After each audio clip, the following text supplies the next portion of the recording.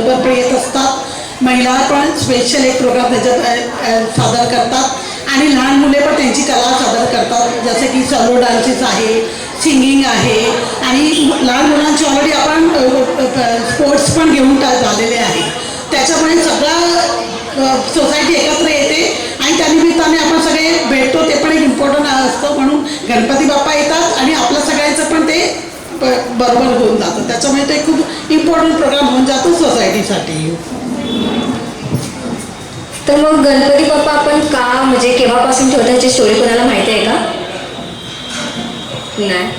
तर मग लोकमान्य बाळ गंगाधर टिळक यांनी पहिलं गणपतींना आणायला चालू केलं होतं, कारण की खूप लांब लांब लोक राहत होते आणि कोण एकत्र यायला तयार नव्हतं. तेव्हा त्यांनी गणपती बाप्पा आणले आणि त्याच्यानंतर जेव्हा त्यांनी गणपती बाप्पा आणले सगळे एकत्र गाव आणि सगळे म्हणजे बोलतात ना की लांब लांब जे रिलेटिव्स राहत होते सगळे एकत्र येऊन मग गणपती बाप्पाची आरती पूजा नंतर मग डेकोरेशन सगळं करून मग हे गणपती बाप्पा अजूनपर्यंत आपण एक नॉट ॲज अ म्हणून हे आपण इमोशनली आपण अटॅच आहे ह्या फेस्टिवलला आणि हे खूपच आपल्याला भावपूर्वक आहे, कारण की जे हर वर्ष आपण गणपती बाप्पासाठी थांबलेलो असतो आणि त्याच खुशीने आपण गणपती